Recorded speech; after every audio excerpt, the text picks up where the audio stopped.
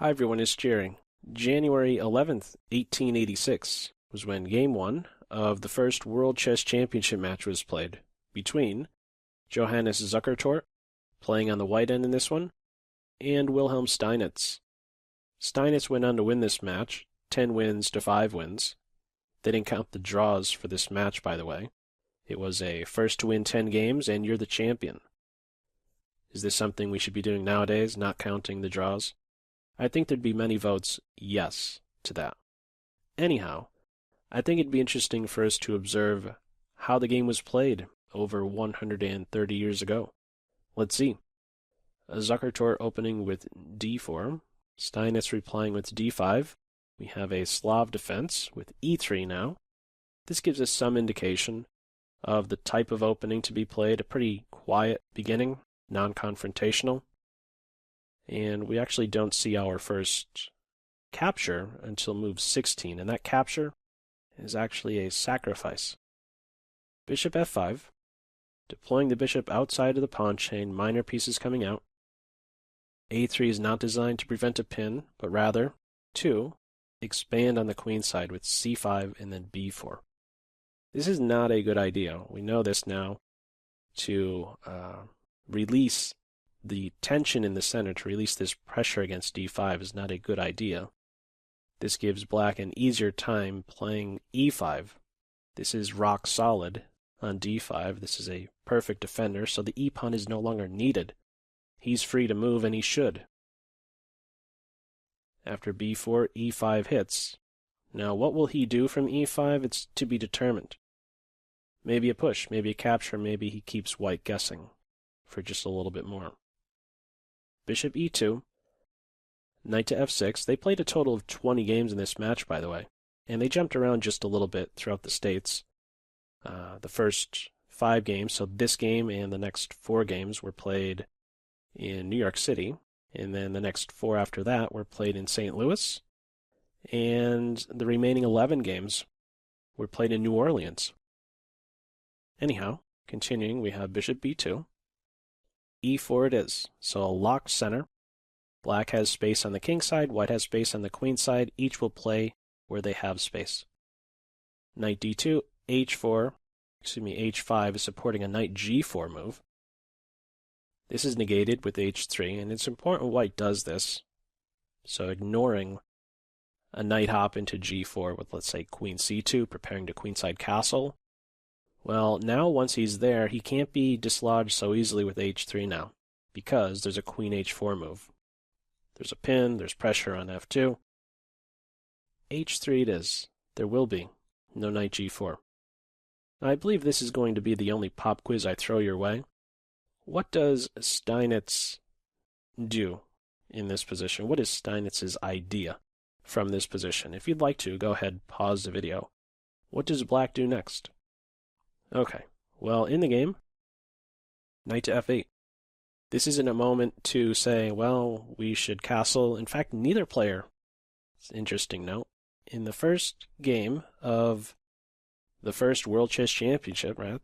The first game ever, World Chess Championship match play, neither player castled. It's not important in this position to castle. We have a locked center. There's more important things to do. Knight f8 it is, making use of f8. g6. Where is he trying to go? He's trying to get into g2, trying to put pressure on this point. White continues on the queen side. Knight g6. Is this going to be prevented? Nope. White continues with b5. Now, if it is prevented, this is black's next move, knight h4. If that move was prevented with g3, how to make some forward progress? Just want to give you a little bit of insight as to how black could try and tackle a position like this, where, these pawns are covering a lot of ground. How do you make one of them flinch? Well, you could begin with throwing a jab at h3. That's difficult to defend. You'd have to run in reverse to defend. And then there could be this idea, knight h7 into g5, and finally, he's going to have to budge. And when he does, black could then operate on the g4 square. That doesn't happen in the game. White simply ignores knight to h4. b5, knight h4, only now in g3, and what to do with the knight. Well, he's not going backwards. He's going in to g2, where there is now no escape. That hits with check. King f1, he can't be defended, so what's the idea? Move 16, first capture, and it's a sack. Giving up the knight for 2 pawns and a big attack. Still a lot of pieces around. 2 bishops, a knight, a rook that's ready to do a rover. This is the only guy that's not going to contribute in the attack. He's not needed. This is plenty. So let's see how white tries to defend this. King g2. Bishop just gets out of harm's way. Queen f1 is best at this stage, but queen g1 is played. Easy to go wrong for white. Now we have rook h6. Preparing to win the queen. He's trying to bolt, go towards the queen side, but this is too much. Rook g6. Queen to d7. How are you defending h3? There's no good defense of h3. White first inserts a capture on c6. What to do about h3? Nothing. If you try to defend like this, well, that's embarrassing. Just got your queen trapped. So rook g1. In the computer's eyes, this is best. Black picks up a 3rd pawn, so there isn't even a material imbalance, really. It's 3 pawns for the knight. Plenty. And the attack continues.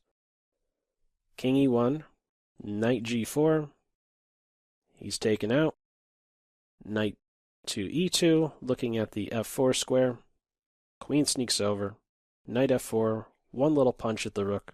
Easily sidestepped. He's going to be dislodged soon enough. After bishop c3, tough to recommend anything for white here. I'm not sure what the purpose is exactly of bishop c3. He is certainly a bit more vulnerable being on an open file. At some stage, rook to b8 can hit. Maybe trying to come here to defend. Tough to say. Here comes g5. Knight's flush back. The rook enters. So this isn't this is an open file for white, but this little rook up and over, it's really like an open file for black now. The rook is very active and sneaks right in immediately into the white position. Rook f3. If he's captured, there's a recapture with then a fork. That will be collapsing fast for white. The rook isn't captured in this game. Instead, e3 is defended. Rook to b8. King to d2. And here comes just this tsunami of pawns on the king side. Preparing an f5 break. a5, or excuse me, f4 break. a5, f4 is now in. Rook h3. And what's the idea with queen f7? To get to the 2nd rank. So a timely capture with rook to f2 is the idea. Rook e1, and here we go. Pawn takes pawn, knight takes pawn, rook f2, what to do with the queen. No good solution here for white. In the game, Zukertort gives up the queen for the rook. Doing something else, queen to g1 is the only other safe square. Look at all the ground the black pieces are covering. All these squares are taken out by the bishop, the rooks. So, if queen g1, there would be queen f3, and you're not defending that knight any further. Hit 3 times, defended twice. So, queen takes rook in the game. Queen takes queen. Of course, white can resign at this stage. This was another interesting thing to note about this game. Not only did neither player castle in this game, but the game continues when it's completely dead. White could have resigned many moves ago, but plays on for a little bit more. So let's see how this one finishes up. I have a little bit of a king walk, and bishop takes pawn, bishop takes bishop. There isn't really anything to really note from this point on. Okay, a little check. If the rook is captured, there'd be a fork.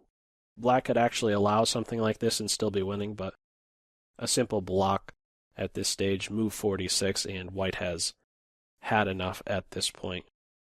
White resigns. So I thought it would be interesting to share this game with you. The first World Chess Championship game between these two. Modest opening. We saw that playing c5 was just not a good idea. Releasing the pressure in the center on d5 allowed black a free hand to play e5 and then play on the side of the board where each had some space. The first capture on move 16 was in fact a sacrifice and a very favorable attack for black. So if we have a look at the tail of the tape with this one, it'd be interesting to see what computers say about how this game was played.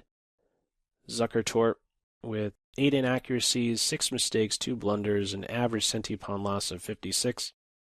Steinitz with 3 inaccuracies, 4 mistakes, and 0 blunders, average centi-pawn loss of 31. And that's just a quick glance of the evaluation throughout this 46 mover. So anyhow, feel free, as usual, to leave any feedback to this video in the comments section below, and I'll catch you in the next one. That's all for now. Take care. Bye.